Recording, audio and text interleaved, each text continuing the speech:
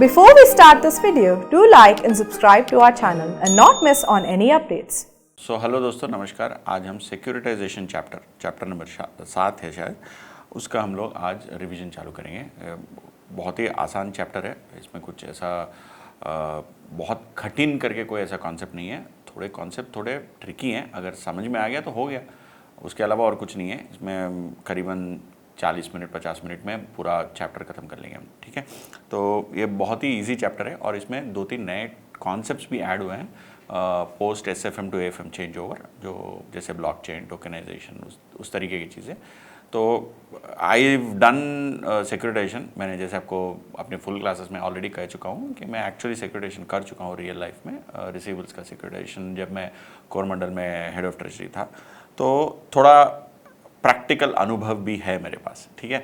चलिए फिर आगे बढ़ते हैं। इसका जो PDF है, ये PDF भी आपको वीडियो के नीचे लिंक में मिलेगा, या LDR नोट्स पूरे हमारे onefin.in या indigolearn.com वेबसाइट जो है, या OneFin ऐप जो है अपना, उसमें आप फ्री रिसोर्सेज में जाके पूरे LDRs डाउनलोड कर सकते हो। सभी चैप्टर के LDR उसमें अवेलेबल हैं। 1-2 चैप्टर के अगर नहीं है तो जल्दी आ जाएंगे, सो उसके लिए आपको कोई वरी करने की कोई ज़रूरत नहीं है, ठीक है। चलिए अब बढ़ते हैं, आगे बढ़ते हैं।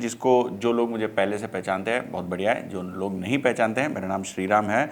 मैं CA CFA चार्टर होल्डर हूँ और ISB से MBA भी कर चुका हूँ। मैं और सूरज शरद के साथ 3 लोग हम लोगों ने OneFin बाय इंडिगोलर्न जो हमारा एकेडमी है, इसको स्टार्ट किया था हमने 2017 में, ठीक है। मैं खुद CA फाइनल AFM और CFA का भी फैकल्टी हूँ। 4000 से ज़्यादा स्टूडेंट को मैं आज तक पढ़ा चुका हूँ, ठीक है। चलिए आगे बढ़ते हैं। What is securitisation? सिक्योरिटाइजेशन चीज़ है क्या पहले? ये चैप्टर ना एक्चुअली काफ़ी इंपॉर्टेंट चैप्टर है, क्योंकि ये थियरी चैप्टर है और इस थियरी चैप्टर में से काफ़ी बार क्वेश्चंस आ चुके हैं। अभी पुराने SFM में जो थियरी के 20 मार्क के क्वेश्चंस आते थे, उसके हिसाब से अगर आप AFM में कंपेयर करोगे तो शायद वेटेज कम हुआ है थियरी का, क्योंकि एक बार 12 मार्क का आया है, एक बार 16 मार्क का आया है। फिर भी वो ब्लॉकचेन टोकनाइजेशन जो एक क्वेश्चन था, जो एक बार एग्जाम में पूछा गया है, वो इसी चैप्टर से आया हुआ है। तो इसके कारण मेरे हिसाब से ये chapter, first chapter financial policy corporate strategy, और आपका जो लास्ट चैप्टर है स्टार्टअप फाइनेंस, तीनों काफ़ी इंपॉर्टेंट हैं। तो इनको कृपा करके आप छोड़े ना प्रिपरेशन में ज़रूर इन तीनों चैप्टर को आप तारे लगा के इम्पॉर्टेंट करके मार्क कर लीजिएगा, ठीक है। तो पहले चलते हैं, फर्स्ट स्टार्टिंग में ही है क्या ये चीज़, securitization. What is securitization? Securitization is the process of securitisation typically involves creation of pool of assets from illiquid financial assets such as receivables or loans which are marketable। आपको exam में जब theory question इसके बारे में, वो define securitisation या फिर ऐसे चीज़ें जो पूछी जाएंगी, AFM में, दूसरे सब्जेक्ट्स में भी, ऑडिट में भी आपने देखा होगा, कीवर्ड्स का अगर आप उपयोग करोगे तो मार्क्स आने के काफ़ी अच्छे चांसेस हैं। अगर आप अपनी ही खुद की भाषा में लिखोगे और राम कहानी कुछ लिख के आओगे तो मार्क्स पूरे नहीं आएंगे।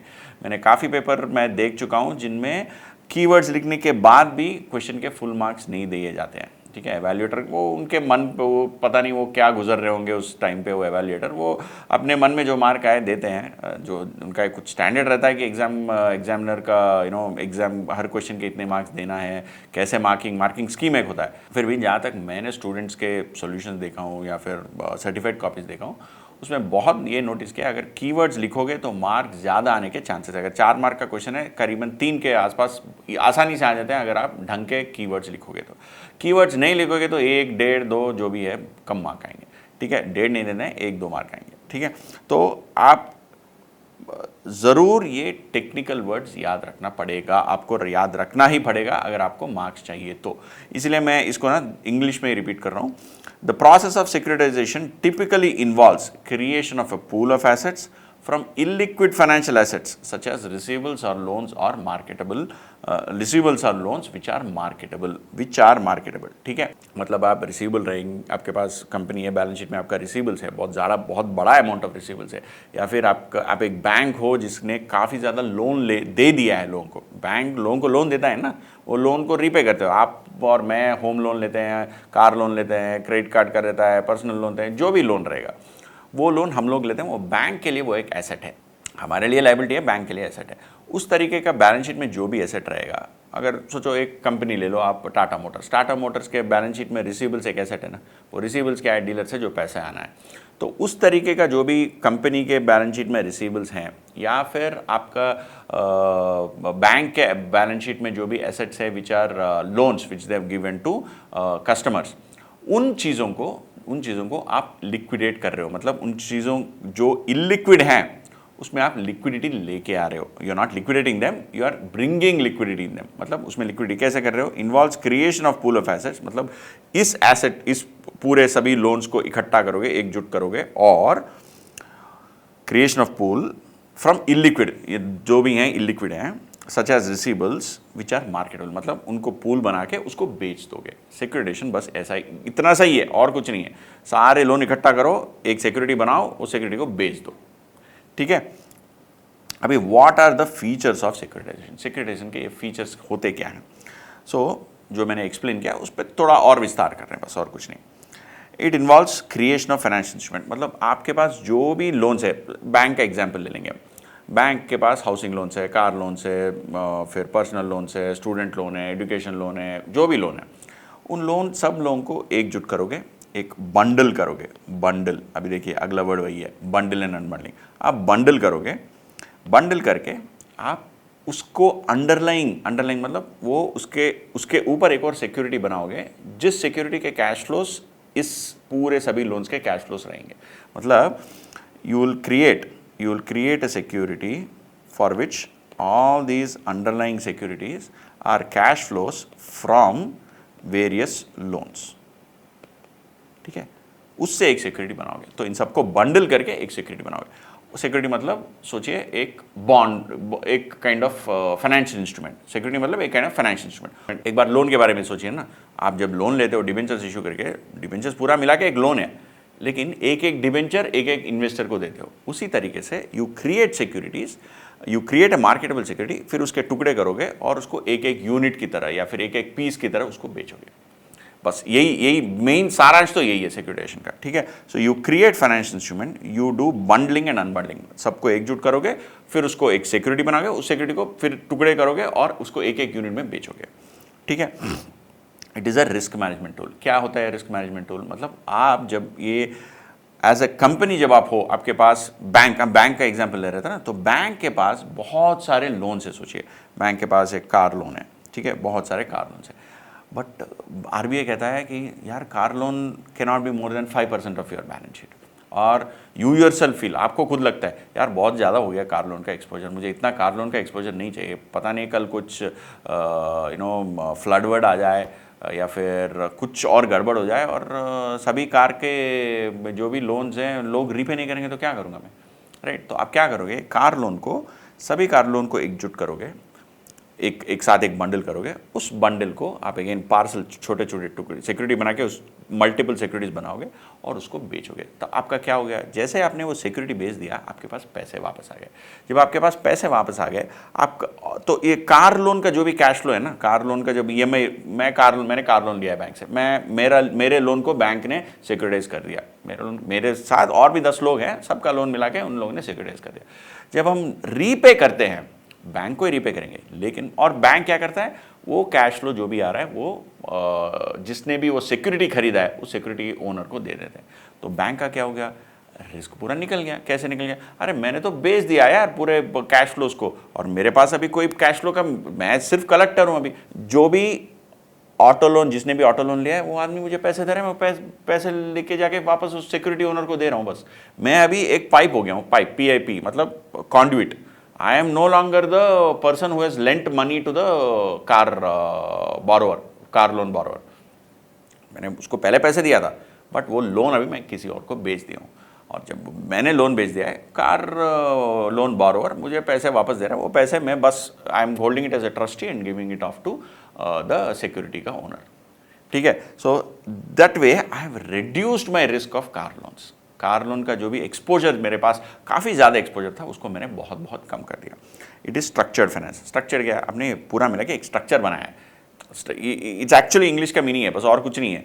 आपने पूरा एक स्ट्रक्चर बनाया है जिसमें से पैसे इधर से आ रहे हैं, सिक्योरिटी इधर से इशू हुआ है, उसको बंडल कर रहे हो, अनबंडल कर रहे हो, पूरा एक स्ट्रक्चर बनाया है आपने, right. This is structure finance, और कुछ नहीं है इसके, और कुछ लिखने की भी जरूरत नहीं है आपको, ठीक है। फिर ट्रांचिंग, ट्रांचिंग क्या चीज़ होता है? जब मैंने सिक्योरिटी बनाया है, the security is also I will not create one kind of security, मैं बहुत तरीके की सिक्योरिटी क्रिएट करता हूँ, 3-4 तरह की सिक्योरिटी। एक करूँगा, एक का नाम रखूँगा मैं रिस्की ट्रांच, जिसमें मैं हाई इंटरेस्ट दूंगा, लेकिन अगर कुछ भी हिट होगा पहले वो रिस्की ट्रांच को हिट होगा। मैं आगे बढ़ के आप समझोगे, एक्चुअली आप अगर डेरिवेटिव्स का चैप्टर का आपने क्रेडिट डेरिवेटिव्स का अगर आपने मेरा जो भी रिवीजन लेक्चर है वो सुन लिया है ना, तो वो बढ़िया है, जिसमें मैंने एक्चुअली एक्सप्लेन किया ट्रांचिंग होता है क्या, asset back securities, mortgage back securities, इन सब के बारे में मैंने बहुत डिटेल डिस्कस किया है, उसमें ट्रांचिंग का बहुत सही एक्सप्लेनेशन है, ठीक है। यहाँ पे मैं क्या कर रहा हूँ, I will just explain briefly, ज़्यादा बहुत डीप नहीं करूँगा, बहुत डीप नहीं जाऊँगा, क्योंकि वो इसमें रिक्वायर्ड नहीं है। अंडरस्टैंडिंग जरूरी है, but you need not require full deep understanding. You basically आप क्या करते हो, उसको मल्टीपल ट्रांचेस में स्प्लिट करते हो। मैंने क्या बोला था पहले आपको, लोन्स है, मल्टीपल लोन्स, इन लोन्स को मिला के एक सिक्योरिटी बनाओगे, उस सिक्योरिटी को टुकड़े करोगे, राइट। मैं कह रहा हूँ अभी एक सिक्योरिटी नहीं बना रहे हो, 3 लेयर के सिक्योरिटी बना रहे हो, एक एक को टुकड़े करोगे। ये है रिस्की ट्रांच, ये है मीडियम रिस्क ट्रांच, ये नो रिस्क ट्रांच। रिस्क ज़्यादा होगा तो रिटर्न ज़्यादा होगा, तो इस पे आप 10% रिटर्न दोगे, इस पे आप 8% दोगे, इस पे आप 5% रिटर्न दोगे। तो उस तरीके से आप ना सिक्योरिटाइजेशन प्रोसेस में ट्रांचिंग कर सकते हो, और you can sell risky tranche to people who want more risk and more return. You can sell non risky tranche, जिसको भी बॉन्ड की तरह कैश फ्लोज चाहिए, मतलब लो रिटर्न चाहिए, लो रिस्क चाहिए, उसको ये नॉन रिस्की ट्रांच बेचोगे आप, ठीक है। फिर आता है होमोजेनिटी। होमोजेनिटी का मतलब क्या है? All are same. मतलब सोचो आप 10 करोड़ ये रिस्की ट्रांच में पैसे डालो, सोचिए आप अगर 10 करोड़ का पैसा रिस्की ट्रांच में आपने डाला है, एक छोटा इन्वेस्टर हो सकता है जिसने 1000 का अमाउंट डाला है, ये जो भी सिक्योरिटीज है ना सब सेम है, हर जगह सिक्योरिटी सेम है। तो मतलब जैसे इक्विटी इन्वेस्टमेंट में आप रिलायंस, मुकेश अंबानी जी के पास बहुत सारे रिलायंस के शेयर है, आपके पास भी एक शेयर है, आप भी शेयर होल्डर हो, वो भी शेयर होल्डर है। जिस तरीके से all investors have similar rights और same rights except based on the number of shares that they hold, same way all the security holders have same rights. If you hold more securities you have more rights, but all of them have same rights. All the securities are homogeneous, मतलब same. अभी ये मत बोलना कि sir ये riskless tranche same नहीं है, नहीं, वो with in a tranche everybody is same. ऊंच नीच कुछ नहीं रहेगा। ट्रांचेस में भी अप एंड लो, मतलब एक रिस्की होगा, एक मीडियम रिस्क होगा, एक लो रिस्क होगा, but with in the tranche the everybody is same, ठीक है। चलिए अब आगे बढ़ते हैं। बेनिफिट्स ऑफ सिक्योरिटाइजेशन, ये चीज होता क्या है? What are the benefits of securitisation? Securitisation के बेनिफिट्स क्या होते हैं? देर आर 2 वेज, मतलब 2 तरीके से देख सकते हो। इन्वेस्टर के एंगल से देख सकते हो, एक ओरिजिनेटर है कौन? पहले ओरिजिनेटर इज द पर्सन, मतलब ये वो आदमी होता है, हमने अभी बैंक का एग्जाम्पल लिया, बैंक ने बहुत सारे कार लोन लिया है, या फिर पर्सनल लोन दिया है, या क्रेडिट कार्ड लोन दिया है, जो भी लोन, वो बैंकर, उस बैंकर को हम ओरिजिनेटर कहते हैं। जिसके कारण पहले लोन दिया गया है उसको ओरिजिनेटर कहते हैं। और जो जिसने लोन लिया है ना, मतलब अगर मैंने कार लोन लिया है तो मैं ओब्लाइजर हूँ। अगर सोचो आप बैंक हो तो आप ओरिजिनेटर हो, और मैंने लोन लिया है, मैं बोरोवर हूँ, उसको ओब्लाइजर कहते हैं। इन्वेस्टर कौन होता है? इन्वेस्टर वो आदमी या औरत होता जो whoever it is, right. Investor वो आदमी होता है जिसने इस पर्टिकुलर लोन के ऊपर जो सिक्योरिटाइजेशन करके उसको एक पूल को बंडल करके फिर उसको अनबंडल करके उसको छोटे छोटे सिक्योरिटीज बना के उसको सिक्योरिटीज में जो इन्वेस्ट करता है वो इन्वेस्टर होता है। सिक्योरिटीज में जो इन्वेस्ट करता है वो इन्वेस्टर होता है। मैं जो बोरोवर हूँ, ओरिजिनल कार लोन बोरोवर, मुझे ओब्लाइजर कहते हैं। और जो आदमी या औरत जिसने भी उसको ओरिजिनली लोन दिया है, जो भी इंस्टीट्यूशन ने इसको लोन दिया है, वो उसको ओरिजिनेटर कहते हैं, अभी देखिए बेनिफिट्स क्या होते हैं, 2 तरीके के होते हैं, इन दोनों के, ओरिजिनेटर और इन्वेस्टर दोनों के लिए बेनिफिट्स होते हैं। ओब्लाइजर को कोई फर्क नहीं पड़ता है सिक्योरिटाइजेशन हुआ या नहीं हुआ, क्योंकि ओरिजिनेटर के दिमाग में मैंने बोरिंग लिया है, मुझे बोरिंग रीपे करना है बस। उसके अलावा सिक्योरिटाइजेशन से ओरिजिनेटर, इसके अलावा सिक्योरिटाइजेशन से ओब्लाइजर को कोई भी बेनिफिट, प्रॉफिट, लॉस कुछ नहीं है, ठीक है। Only originator and investor have main gains. What are the benefits? पहले ओरिजिनेटर का देखते हैं, ऑफ बैलेंस शीट फाइनेंसिंग। ये ऑफ बैलेंस शीट फाइनेंसिंग क्या होता है? मतलब instead of borrowing directly, bank का हमने एग्जांपल लिया ना, बैंक के बैलेंस शीट में उसने कार के लोन दिए काफ़ी, तो उससे पैसे चले गए और लोन रह गया उसके बैलेंस शीट में। और लोन तो एसेट है, बैंक के बैलेंस शीट में the loans it has given to obligor are asset. अभी नाउ पैसा नहीं है बैंक के पास, कहाँ से उठाएगा बैंक पैसा? What bank will do is, bank can borrow money in the market, CP CD जो भी है, राइट, सीडी के तरीके से और repo, all that it can do and borrow money in the market, but those are all short term. Bank क्या करेगा, मेरे जो एसेट है मैं एसेट ही बेच देता हूँ। So kind of financing where you don't take borrowing, where the bank is not borrowing fresh money. Bank borrow किससे करता है? हम लोगों से, हमारे savings account, current account, deposit account, जो भी हम लोग पैसे बैंक के डालते हैं, that is banks borrowings. So instead of borrowing from depositors or instead of borrowing from market in certificates of deposit, it is selling off its asset. जो भी उसके पास एसेट है वो एसेट बेच रहा है। That kind of financing is called off balance sheet financing. So basically उसके ratios ठीक ठाक रहेंगे। अरे रेशियोज में क्या गड़बड़ होगा? रेशियो, अगर आप बैंक ज्यादा लोन लेगा, बैंक अगर डिपॉजिट लेगा ठीक है, बैंक मार्केट से बोरो ज्यादा कर रहा है तो उसका लोन बढ़ गया है ना, तो वो लोन नहीं बढ़ा रहा है, बट उसके लोन बढ़ाए बिना जो भी एसेट्स हैं उस एसेट्स को बेच रहा है, उस प्रोसेस को ऑफ बैलेंस शीट फाइनेंसिंग कहा जाता है। ठीक है, फोकस ऑन कोर बिजनेस। अभी देखिए बैंक का बिजनेस क्या है? Borrow the money then lend the money. बीच में servicing of this loans, obligor से पैसा कलेक्ट करो, वो उसका ढंग से पैसा नहीं देगा, उसके पीछे बढ़ो, वो सब भी काम है, but core business is borrowing money and lending money. आप सोचिए, दिस इज फॉर बैंक। आप कंपनी के बारे में सोचिए, एक कंपनी है टाटा मोटर्स, है ना, या फिर एक दूसरा कुछ और एग्जांपल लेते हैं जिसका थोड़ा रिटेल का रहेगा। शायद मैं फर्टिलाइजर कंपनी में काम कर चुका ना, फर्टिलाइजर, कोरोमंडल फर्टिलाइजर। तो हम लोग क्या करते हैं, हमारे रिसीवल्स डीलर से रिसीवल्स होते थे। अभी डीलर के पीछे पड़ो, उससे पैसे कलेक्ट करो, वो सब मेन धंधा नहीं है कंपनी का। मेन का काम क्या है कंपनी का? कंपनी का मेन काम होता है produce, manufacture fertiliser, sell it to the farmer, right. Collection of money is important, but having पूरा एक बड़ा सा team for collection is not the main core business. So if I sell off, अगर मैं अपने फर्टिलाइजर कंपनी में अपने पूरे रिसीवेबल्स को सिक्योरिटाइज करके किसी को भेज दूंगा, तो वो उस आदमी का शायद हेडेक रहेगा, कलेक्ट करो, उस पर रिस्क होगा, जो भी रिस्क नहीं होगा तुम्हारा हेडेक है। मैं तो फर्टिलाइजर मैन्युफैक्चर कर रहा हूँ, बेच रहा हूँ, राइट। तो I can focus more on core business. ठीक है, फिर इंप्रूव फाइनेंशियल रेशियोज।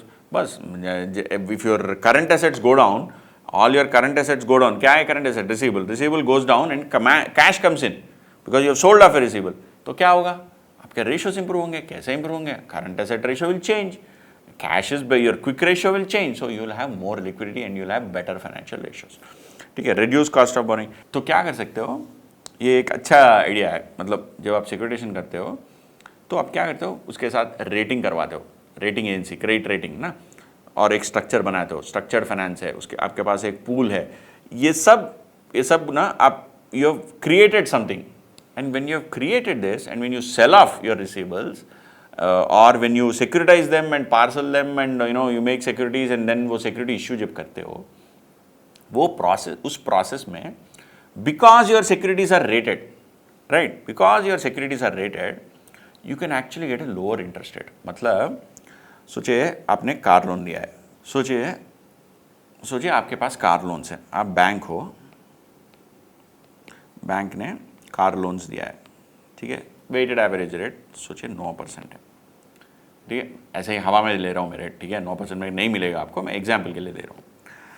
इस कार लोन्स को आप पूरा मिला के 100 करोड़ का कार लोन है, एक सिक्योरिटी बनाओगे, ओके, सिक्योरिटेशन प्रोसेस के हिसाब से यू मेक स्मॉल 100 करोड़ का 10,000 रुपीज़ का सिक्योरिटी बनाते हो। इस 10,000 रुपीज़ पे, because this entire pool is rated and आप इसका कुछ guarantee, surety, recourse, non recourse, जो भी कुछ स्ट्रक्चर बनाओगे, इसका आप 10,000 का जब आप सिक्योरिटी इशू करते हो, इसके जो भी कैश फ्लोज आते हैं, you have to pay them to the security, जो भी द इन्वेस्टर है सिक्योरिटाइजेशन प्रोसेस में, जिसने भी वो सिक्योरिटी खरीदा है, उसको ये आप इंटरेस्ट भी दोगे और प्रिंसिपल प्रीपेमेंट जो आएगा वो दोगे। बट जब आप ये सिक्योरिटी इशू करते हो 10,000 रुपीज़ ईच का face value, you can issue at 8.5%। भाई, अरे भाई मेरे पास रेटिंग है, ये इंडिविजुअल बोरोवर्स हैं, एक एक के पास में जाके इंडिविजुअल बोरोवर के पास रेटिंग आपका मेरा सिबिल स्कोर रहेगा, but for this whole bunch of securities there is a proper credit rating because there is a backup, there is a fallback, there is some FLDG clause, there will be some क्या है ये सब not relevant for you at this point, there is some guarantee है सोचो, because of that you will get a lower rate. तो आप जब security issue करते हो आप कम इंटरेस्ट पे करोगे, तो मतलब ये एक तरीके का बोरोइंग हुआ ना कि आप 8.5 पे बोरो कर रहे हो और वैसे आपको पैसे जो भी आपके बोरोवर से आ रहा है वो 9% से आ रहा है। मतलब कार लोन जिसने लिया है वो आपको 9% दे रहा है, उसी लोन को आपने किसी और को बेच दिया और ये 9% जब पैसा आ रहा है आप किसी और को सिर्फ 8.5 ही दे रहे हो, बाकी का जो भी 0.5 है ना अपने पास रख रहे हो। समझ में आया? 9 इधर से आएगा कार लोन से आपके पास आएगा, आप किसी और को 8.5 ही दोगे, 0.5 आप हड़प लेते हो पैसा। So it is a low cost bore kind of mechanism of a low cost borrowing. ठीक है, सो 8.5 दिस इज वन थिंग, 8.5 नहीं, this is one way of reducing borrowing cost. ठीक है, देन इन्वेस्टर के लिए क्या ऐसा क्या बेनिफिट है? सो मैं actually I am an investor. सोचिए मैं एक HNI हूँ या फिर मैं एक फंड हूँ, म्यूचुअल फंड और ऑल्टरनेटिव इन्वेस्टमेंट फंड। मेरा एक्सपोजर तो अभी राइट नाउ लिक्विड फंड्स में है, इधर है उधर है, but I can now enter into this kind of और rather buy this kind of securities and diversify my portfolio. मैं अपने पोर्टफोलियो को डाइवर्सिफाई करता हूँ। पोर्टफोलियो मैनेजमेंट चैप्टर में आपने पढ़ा होगा, you should have varieties of securities when they all have different you have different standard deviations, then overall portfolio standard deviation comes down, right? Overall risk of the portfolio comes. So you can invest in आपको अगर आप और मैं हम दोनों को car loan में invest करना है, कैसे इन्वेस्ट करोगे? And the two car loans that see आप किसी और को दे सकते हो कार लोन, आप खुद लोन दे सकते हो यार, बट लेकिन आपका तो वहाँ पे पूरा एक बंदे के साथ एक्सपोजर हो गया ना। You want to give car loan of 10,000 rupees but you want to give 1 rupee to 10,000 rupees. कैसे करोगे? You invest in a security like this. आपका रिस्क भी डाइवर्सिफाई हो गया और आप जो ट्रेडिशनली एफडीज में डालते हो you have diversified into this kind of security और this kind of security gives you greater return, right? So this is a proper risk diversification tool. ठीक है, फिर होगा रेगुलेटरी रिक्वायरमेंट। ये रेगुलेटरी रिक्वायरमेंट क्या चीज़ है? Banks have something called priority sector loan. अगर आप में से किसी ने बैंक ऑडिट किया है आपको पता चलेगा प्रायोरिटी सेक्टर लोन ये क्या है। बैंक्स आर मैंडेटेड दैट रफली some percentage, some 30-40% of the loans have to be given to certain sectors, agriculture, textile, then food, कुछ है इंडस्ट्रीज, ये आपके क्या कहते हैं उसे, micro loans, micro finance. So you have to give to that. अगर सोचो आपके पास नहीं है, सोचिए आप SBI हो और आप SBI नहीं, let's say SBI is there, आप HDFC हो, आपको आपका जो भी बैलेंस शीट है उसमें 40% का लोन किसी और को देना है, ये सब छोटे छोटे सेक्टर्स को आपने दिया नहीं है। लेकिन SBI ने क्या किया? SBI has given 80% of its loans whereas you have given only 30%। आपको 10% खरीदना है, मतलब आपके पास 10% शॉर्टफॉल है, क्या करोगे? सो आप क्या करोगे? SBI से 10% का खरीदोगे। मतलब you invest in these securities that are you मतलब HDFC invest in securities which are issued by SBI so that HDFC's requirement for this priority sector is met. ठीक है? Then protection against default. So protection against default क्या होता है? So when मैं आपको कह रहा था ना, as an investor, if I give a home loan or if I give a car loan to आपके बगल वाले टेनेंट को या फिर कोई बगल वाले घर वालों को या कोई जान पहचान को देते हो, there is no protection। मतलब वो आदमी श्योरिटी देगा और उससे ज़्यादा कुछ नहीं होगा। Whereas if it in case of you invest in a security like this, there is a proper rating mechanism. The originator which is a big company, right? Tata Motor या ये SBI और HDFC जो भी है, they are the people who have given the original loan or they are the ones who have receivables. They will give some guarantee. वो कहते हैं बस पहले 5% का लॉस जो भी है मैं भर लेता हूँ। अगर कोई ऐसा एक कार लोन होगा जिसका डिफॉल्ट होगा, first 5% of default I will meet. That is called first loss default guarantee, FLDG, first loss default guarantee, FLDG. So I have protection as a security का investor. There is the originator is protecting some amount of loss. अगर पूरा loss वो protect कर लिया उस आदमी ने तो ये सिक्योरिटाइजेशन करने की कोई ज़रूरत भी नहीं है। They will protect only some percentage. उसके हिसाब से रेटिंग मिलता है, उस रेटिंग के हिसाब से ही उसका इंटरेस्ट रेट सेट होता है। ठीक है, तो there is some protection against default. So this is a benefit to the investor. तो ये हुआ जो भी हैं ओरिजिनेटर और इन्वेस्टर के लिए बेनिफिट्स ऑफ सिक्योरिटाइजेशन। ठीक है, अभी अगले चाहते हैं अगले टॉपिक पे क्या है इसी चैप्टर में, हु आर द पार्टिसिपेंट्स। मैंने आपको ब्रीफली बताया कौन कौन है पार्टिसिपेंट्स, अभी थोड़े विस्तार से देखेंगे कि पार्टिसिपेंट्स है कौन। एक होते हैं प्राइमरी पार्टिसिपेंट और दूसरे होते हैं सेकेंडरी पार्टिसिपेंट। एक एक का अलग अलग रोल रहता है, एक एक अलग अलग इंपॉर्टेंस लेवल है, तो वो हम समझ लेंगे अभी। ठीक है, तो प्राइमरी पार्टिसिपेंट्स 3 लोग होते हैं, ओरिजिनेटर, एसपीवी और इन्वेस्टर। ओरिजिनेटर मैंने ऑलरेडी आपको बता दिया है, originator is person who has originally given the loan, मतलब कुछ बेचा है और रिसीवेबल है, या फिर लोन लिया है उसका रिसीवेबल है, HDFC, ICICI या फिर कोरोमंडल जो मैंने, ये होते हैं ओरिजिनेटर। इन्वेस्टर कौन है? जो सिक्योरिटी ओरिजिनेटर क्रिएट करता है ना, वो सिक्योरिटी को खरीदने वाला अपना इन्वेस्टर होता है। ठीक है, फिर ये बीच में SPV चीज़ है क्या? SPV stands for special purpose vehicle. What is special purpose vehicle? जब ये ओरिजिनेटर ना सिक्योरिटाइजेशन जो प्रोसेस है उसको जब वो सिक्योरिटी क्रिएट करता है, वो खुद कुछ नहीं करता है, वो एक SPV क्रिएट करता है। SPV मतलब एक अनदर कंपनी, सोचिए ना, he creates a company and he transfers, ये जो भी लोन्स है ना उस SPV में ट्रांसफर करता है। आगे प्रोसेस है, प्रोसेस जब आप देखोगे और समझ में आएगा, बट पहले ये जान लो, बस ये 2 मिनट की एक जो सारांश टाइप है ये पहले जान लो। तो originator transfers all this assets to an SPV, which think of it as a company that is created only for this purpose, and SPV, जो SPV है वो SPV पूरा जो भी कार्यक्रम है, अपने को रेटिंग करवा लो, सिक्योरिटी इशू करो, इन्वेस्टर से मिलो, इन्वेस्टमेंट बैंकर को अपॉइंट करो, सारे काम जो भी है वो SPV करता है। ठीक है, तो 3 लोग होते हैं, ओरिजिनेटर, SPV और इन्वेस्टर। अभी ओरिजिनेटर का काम क्या है? इनिशिएटर ऑफ द डील, मतलब deal exists because originator wants to securitize his or her assets lying on their balance sheet, है ना। Then receives funds generated by asset sale, हाँ ना, वो भी ठीक है। The originator sells off or transfers the assets to the SPV। asset मतलब अपने पास जो भी asset है, receivables, loans जो भी है, they transfer it to the SPV and they receive the funds, हाँ ना। पूरा कार्यक्रम किस लिए किया जा रहा है? ताकि पैसे आए ना, लिक्विडिटी आए, correct. Then transfers legal and beneficial interest to SPV, मतलब he no longer the originator, ICICI bank originally किसी को कार लोन दिया है बैंक ने, but once ICICI bank securitizes, they are not the owners, they have moved the ownership to the SPV।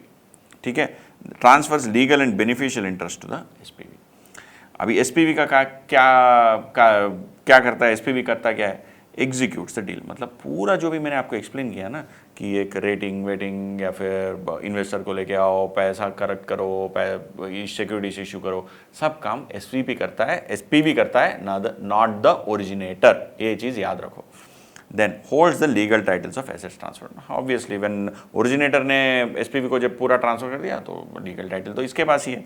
फिर holds the key position in overall process, मतलब पूरा ये जो भी जोल मटोल है ना, इसमें the key person is SPV।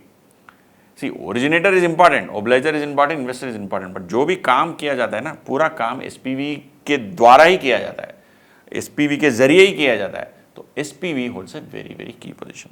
फिर इश्यूज द सिक्योरिटीज, मतलब दे इशू दी सिक्योरिटीज, जो भी मैं कह रहा था ना, asset back securities, mortgage back securities, जो भी है जिसका उसका under, see if it is a home loan it is called as a mortgage loan, if it is any other loan it is called some kind of a asset. ठीक है, bank के दायरे से जब देखोगे, उनके नज़रिए से जब देखोगे, तो when bank issues a home loan they call them as mortgage loans. So उस मॉर्टगेज लोन्स को अंडरलाइंग रख के जब आप एक सिक्योरिटी क्रिएट करते हो, उसको मॉर्टगेज बैक सिक्योरिटी कहा जाता है।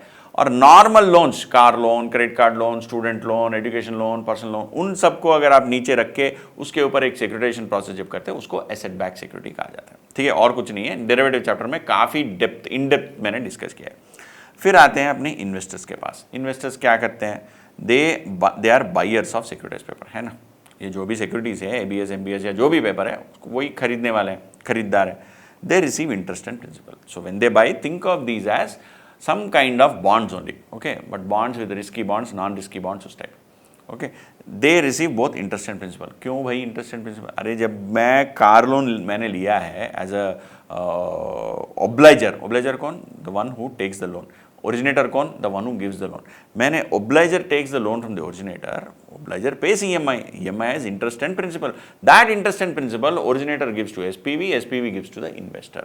तो अगर पूरा इंटरेस्ट देगा नहीं, हमने देखा है ना वो 8.5 और 9 वाला, मेरे EMI मैंने 9% का इंटरेस्ट दिया है ओरिजिनेटर को, ओरिजिनेटर उसमें आधा % अपने जेब में रखता है और बाकी 8.5 ही अपने इन्वेस्टर को दे देता है। ठीक है, so the investor receives interest and principal. ये होते हैं उनके जो भी काम या फिर whatever is that they do. अब आते हैं सेकेंडरी पार्टिसिपेंट्स पे। ये कौन लोग होते हैं भाई? एक होते हैं ओब्लाइजर। ओब्लाइजर मतलब the one who's taken the loan originally is the obligor. He is taken the loan from originator, main source of the securitization process. मतलब इसने लोन लिया, इसी के कारण सिक्योरिटाइजेशन हो रहा है ना। अगर ये लोन नहीं लेता तो सिक्योरिटाइजेशन कहाँ से होता, right? Owe money to the firm. So ये obligor they owe money to originator, firm और originator, you can also say originator, right? फिर are assets in originator's balance sheet, पहले भी बता चुका हूँ मैं। दे ओरिजिनेटर्स के जो भी आदमी है उसके balance sheet, if it is a bank, bank के बैलेंस शीट में लोन्स है। If it is a company, उसके बैलेंस शीट में रिसीवेबल्स है।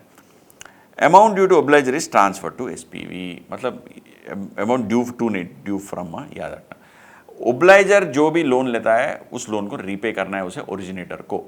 वो जो अमाउंट ड्यू है ओब्लाइजर के यहाँ से, जो भी अमाउंट ड्यू ओरिजिनेटर को ड्यू है, वो amount, right, is transfer to the SPV. Basically loan outstanding is transfer to SPV. बहुत ही सिंपल तरीके से समझना है तो whatever the loan outstanding by the obligor is transfer to the SPV. Next बीच में आते हैं रेटिंग एजेंसी। ये कौन है भाई? मैंने कहा था ना, एक रेटिंग करके एक प्रोसेस होता है। क्या होता है? They assess the credit quality. They assess credit quality of what? आपने लोन किस किस को दिया, उसके लिए क्या क्या डॉक्यूमेंट्स है, उसका सिबिल रेटिंग क्या है। अगर सोचिए आपने कार लोन्स दिया है तो कार लोन्स कहाँ पे दिया है, जोग्राफिकल स्प्रेड है क्या। अगर पूरे सारे कार लोन्स आपके मुंबई में हैं और मुंबई में एक दिन हाई टाइड आ गया और सभी सेलर में कार डूब गए तो all the there is a very huge potential for loss, right? They may not repay the car loan, है ना। तो अगर there should be geographical spread of the loans, they should be good quality, मतलब borrower should have good CIBIL score, then what is their past history of payment, ये सब चीज़ें देखते हैं। So what do they assess? They assess strength of the cash flow, मतलब are they paying on time, process and to ensure interest and principal service, मतलब originator कितनी बार SMS भेजता है, कितनी बार जाके मिल के आता है। अगर किसी ने EMI का डिफ़ॉल्ट किया तो what does originator do?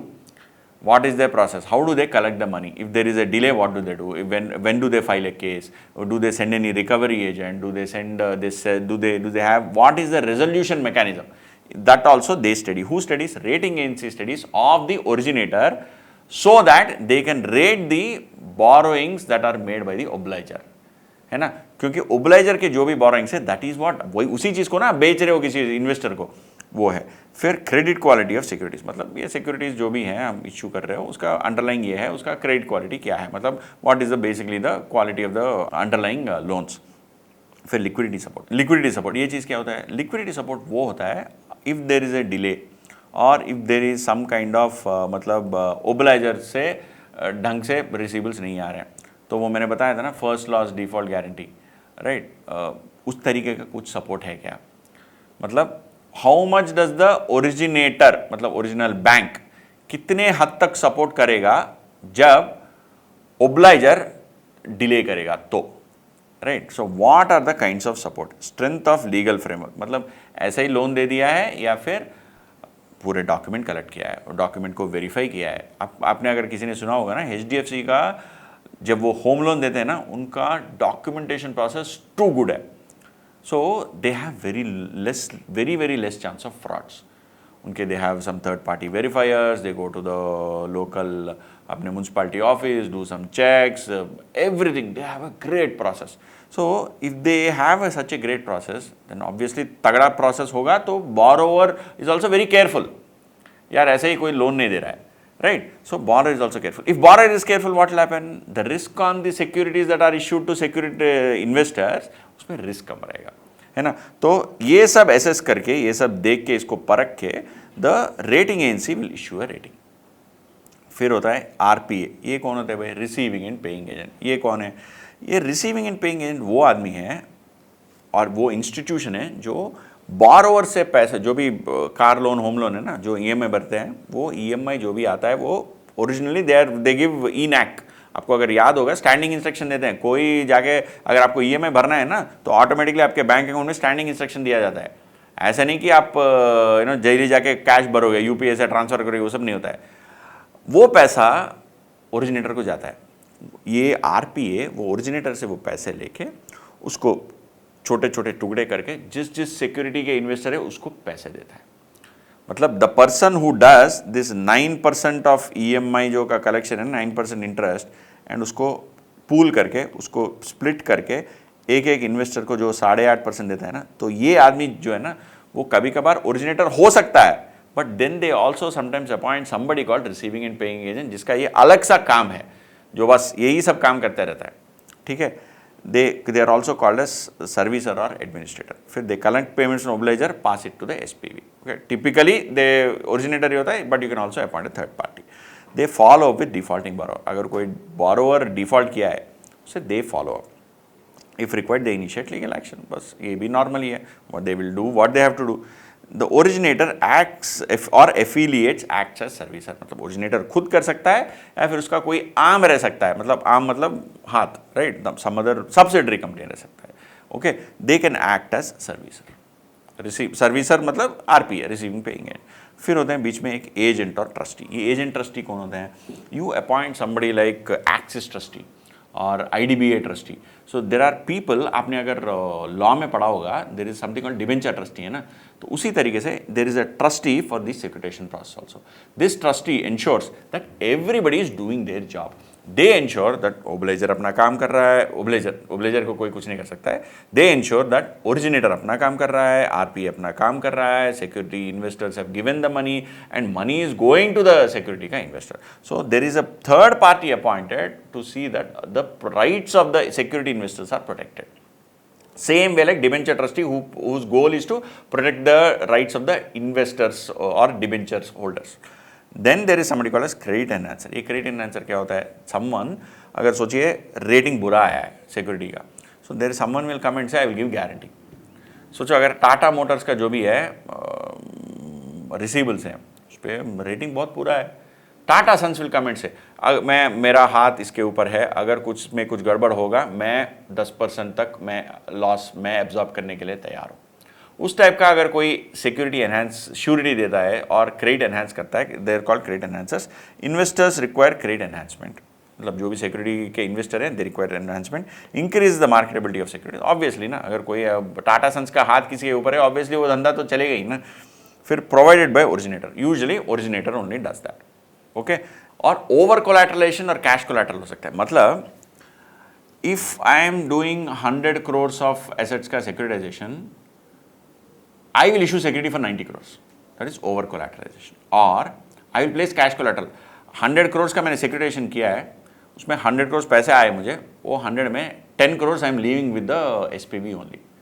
Last में जब पूरा कैश फ्लोस हो जाएंगे तब मैं वो 10 करोड़ वापस लूंगा, तब तक this 10 crores will act as some kind of buffer. अगर मेरे ओब्लाइजर्स ने ढंग से पे नहीं किया तो ओरिजिनेटर ने ये 10 करोड़ डाला है इस SPV में, that 10 crores will be used for servicing the security holder और इन्वेस्टर, ठीक है। देन LC और surety, they give a surety और लेटर ऑफ कंफर्ट या श्योरिटी देते हैं। कौन देता है? ओरिजिनेटर ही देता है यूजुअली। देन स्ट्रक्चरर, ये कौन है भाई? सो इन सबको एक जगह पे लाने वाले, मुझे देखिए, अगर आप हो एक बैंक या फिर आप हो एक कंपनी, आपको थोड़ी पता है कि कौन कौन इन्वेस्ट करेंगे इसमें। You don't know the investors, so there are people called investment bankers who come in between. They have connects with lot of investors, so they will get the investors, they will arrange a credit rating agency, they will arrange a trustee, then they will go to originators, they will bring all of them together and get the deal done. Basically broker type, okay. Investment bankers also arrangers of the deal, they bring all parties together, they ensure legal, regulatory, accounting and tax compliance. So पूरा जो भी compliance है, they take care of it. These people are known as structurers. देखिए अभी कितने लोग हैं इसमें। नाउ मैंने आपको सरल तरीके में बताया और मैंने कीवर्ड्स भी इस्तेमाल किया है, तो आप इस कीवर्ड को लिख के आपको अपने वर्ड में लिख सकते हो, अपने खुद के वर्ड्स में लिख सकते हो, बट इस कीवर्ड को इस्तेमाल करोगे तो मार्क मिलेंगे एग्जाम में। और ये क्वेश्चन ना काफ़ी बार पूछा भी गया है एग्जाम में, ठीक है। ये हो गया आपके what are the who are the participants in securitisation process. अभी आगे बढ़ते हैं, what is the mechanism of securitisation. Already आपको समझ गई, काफ़ी चीज़ें मैंने ऑलरेडी बता दिया है, बट एक ऑर्गेनाइज तरीके से समझेंगे कि सिक्योरिटाइजेशन का मैकेनिज्म है क्या, चीज़ होता क्या है, राइट। पहले होता है creation of pool of assets by segregation of assets backed by similar type of mortgages in terms of interest rate, risk, maturity and concentration units. That is you take all 20-year housing loans and उन सबको एक pool बनाओगे। अभी यार आप एक 20 year और एक 1 ईयर का लोगे हाउसिंग लोन का जो भी इंस्टॉलमेंट, सोचिए 20 ईयर का ओरिजिनल लोन है, अभी 19 साल हो गए, 1 साल का ईएमआई बाकी है, उस 1 साल का ईएमआई बाकी है उस लोन को, और ये 20 साल का ईएमआई बाकी है उस लोन को, दोनों को एक साथ एक पूल में नहीं डालोगे। You will keep all similar kind of 20 year loans but spread across various geographies, okay, क्योंकि रिस्क कम करना है ना, उसको आप पूल करोगे। This is what is done by originator.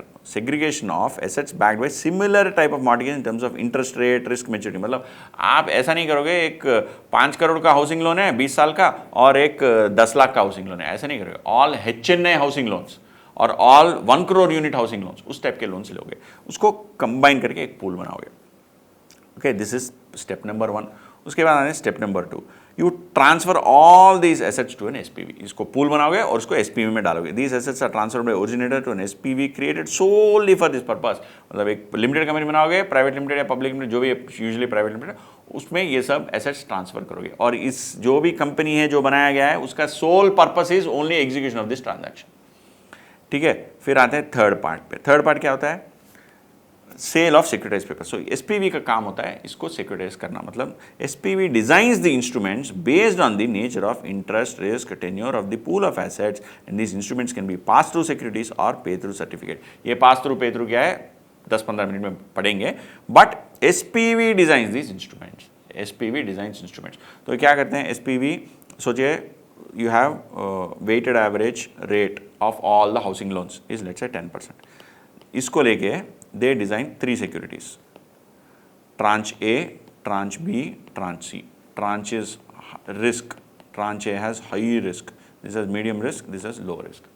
Low risk वाले का 5%, medium risk वाले को 7%, high risk वाले को 11%.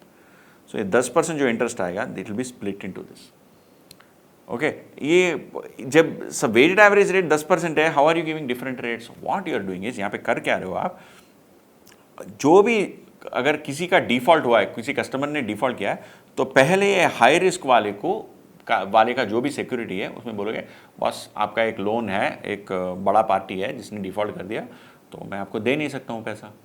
तो वो जो भी पहला हिट आएगा ना इस बंदे को आएगा, जो भी हाई रिस्क वाले को है। लो रिस्क वाले को कुछ ही नहीं आएगा। अगर हाई रिस्क पूरा एलिमेंट, जो भी पूरे लोन सब जो भी आपके हाई रिस्क लोन्स हैं, वो पूरे हाई रिस्क लोन्स आके इसको खा लिए पूरे। मतलब जो भी हाई रिस्क सिक्योरिटी सोचिए 10 करोड़ का है, ये है 100 करोड़। आपका लॉस अगर 100 करोड़ में से जो भी लोन्स हैं, 100 करोड़ के आपके हाउसिंग लोन्स हैं, उसमें 10 करोड़ का लॉस हो गया, ये 10 करोड़ का फटका आपको पहले हाई रिस्क वाले को लगेगा। यही मैंने आपको डेरिवेटिव चैप्टर में एबीएस एमबीएस में एक्सप्लेन किया। सो ये प्रोसेस होता है। They what are these, whether pass through or pay through, 10-15 minute रुको, आपको समझ में आ जाएगा। फिर आते हैं नेक्स्ट एस्पेक्ट पे। नेक्स्ट एस्पेक्ट क्या है भाई? Fourth step for administration of assets. Administration of assets is subcontracted back to originator which collects principal and interest from underlying assets and transfers it to SPV which works as a conduit. Conduit मतलब pipe, एक रास्ता। Okay, तो जो भी administration है, जो भी काम है, कलेक्ट करना, उसको पैसे देना, ऑल दिस इज सब कॉन्ट्रैक्ट बैक टू ओरिजिनेटर। भाई अरे बॉस, आपका जो भी ईनैक है, स्टैंडिंग इंस्ट्रक्शन है, you have given it in the name of the original lender. अगर आपने बोरो किया है HDFC से, you would have signed cheques, you would have given NAC advisers to HDFC। तो HDFC is the one who is going to collect, but they transfer it to the SPV।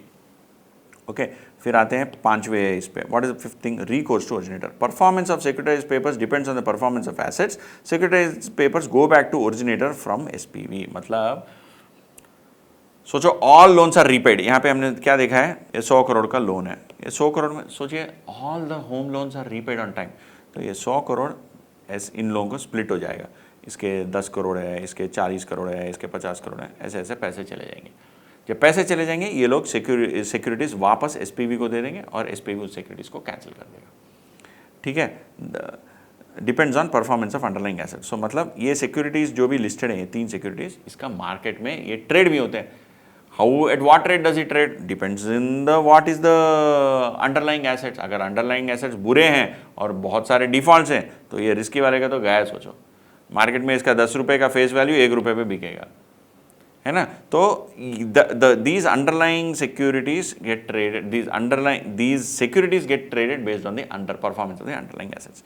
फिर आते हैं 6th point पे, repayment of funds. SPV will repay the funds in form of interest and principal that arise from the pool asset. मतलब जो भी पैसा आता है ओब्लाइजर से ओरिजिनेटर को, ओरिजिनेटर से एसपीवी को, SPV will give it to the investor.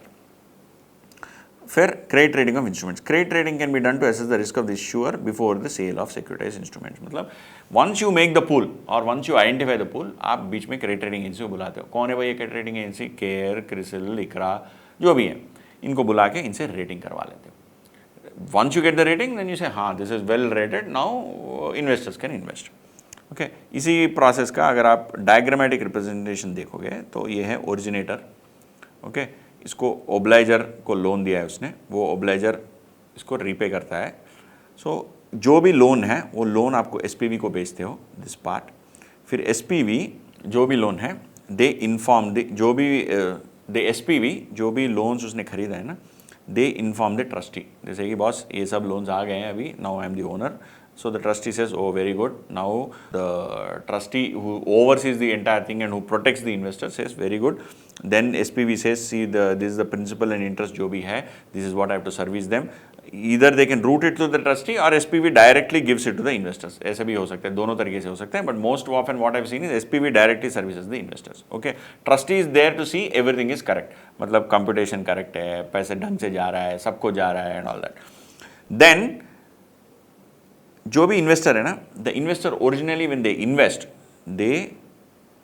They buy the securities and give the money to the SPV, disburses revenue to the investor. मतलब ये जो इन्वेस्टर्स है ना, investors buy the securities from the SPV, तो revenues of debt securities.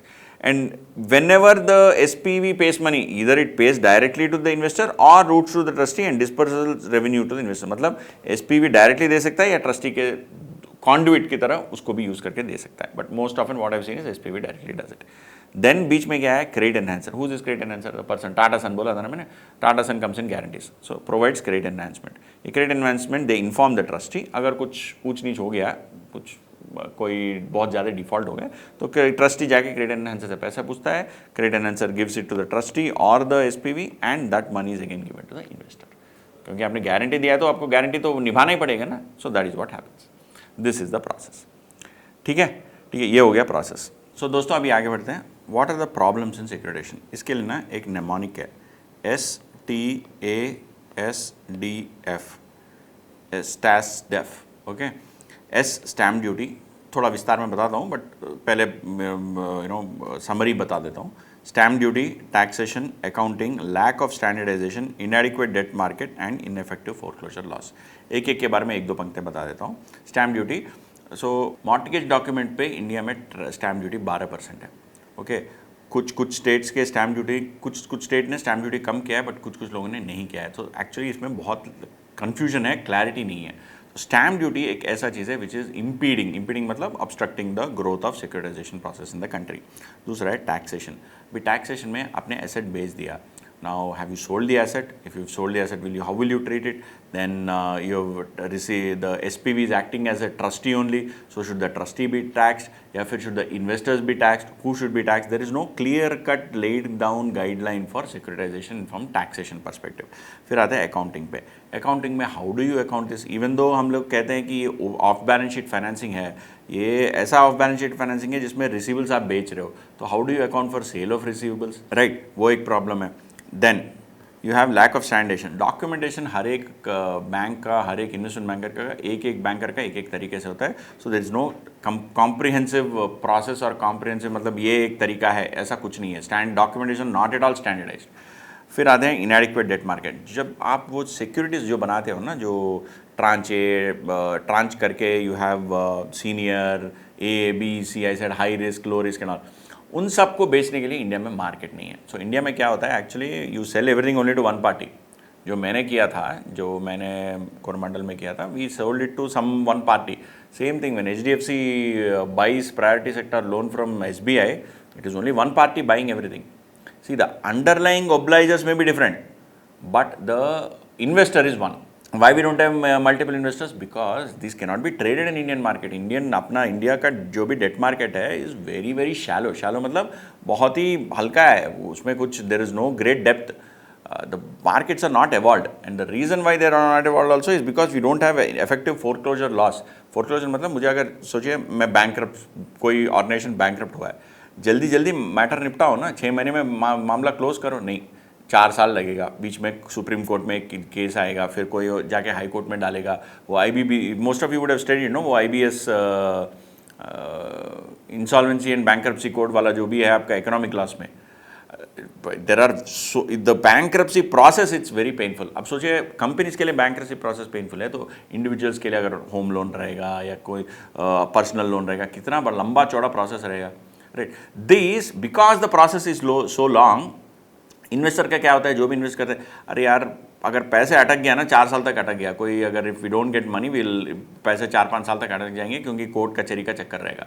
सो इसके वजह से investors don't invest. So these are all broadly okay are the problems with the securitization process.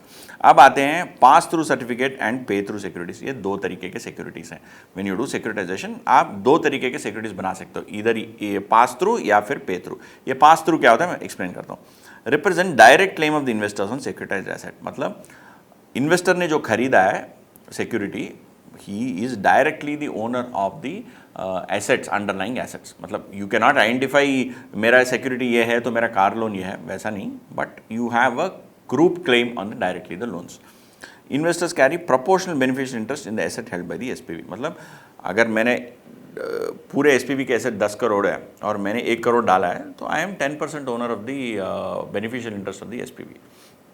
Prepayment of principal is proportionately distributed among security holders. मतलब अगर कुछ prepay हो गया, तो अगर किसी एक बंदे ने प्रीपे किया, मुझे मेरा जितना शेयर है, मैंने पहले बताया था ना कि मेरा 1 करोड़ है 10 करोड़ के सिक्योरिटाइजेशन में, तो मुझे अगर किसी ने पैसे वापस दे दिए, तो मुझे 10% of the money that comes back is given to me.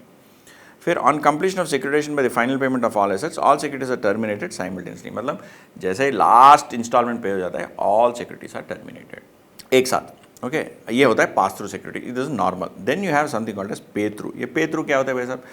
Design to overcome the limitations of a, all cash flows being passed on, and B single maturity. मतलब सोचिए मैंने कहा है कि 20 साल के EMI पेंडिंग है, उन सब होम लोन्स को या उन सब कार लोन्स को आप एकजुट करके उसको सिक्योरिटाइज कर रहे हो. लेकिन 20 साल मतलब हर एक का 31 मार्च को एंड होगा क्या लोन? किसी का जैन में होगा, फेब होगा, मार्च होगा, अप्रैल होगा, मई होगा, जून होगा, right. Different people have different maturity for their loans. यार बट आप तो सिक्योरिटी एक ही इशू कर रहे हो, कैसे मैनेज करोगे? तो वो पहला प्रॉब्लम है. दूसरा, जो भी कैश फ्लो आता है, मुझे एज द एसपीवी, ओब्लेजर जो कैश ओरिजिनेटर को देता है, ओरिजिनेटर एसपीवी को देता है, एसपीवी जो इन्वेस्टर को देता है, आई डायरेक्टली पास ऑन. ये क्या था? ये पीटीसी में था, जो आया पैसा मैं आपको दे दिया मैंने. बट इसमें झंझट है, अगर पैसा नहीं आया तो, देर से आया तो, जल्दी आ गया तो इन लोगों ने क्या किया है, क्रिएटेड न्यू डॉक्यूमेंट और न्यू सिक्योरिटी कॉल्ड पे थ्रू सिक्योरिटी. इसमें क्या होता है? सो दोस्तों इसमें क्या होता है ना, तो एसपीवी पास थ्रू सर्टिफिकेट में क्या हो रहा था, जो पैसा आ रहा था जैसे आ रहा था वह आप इन्वेस्टर को दे रहे थे.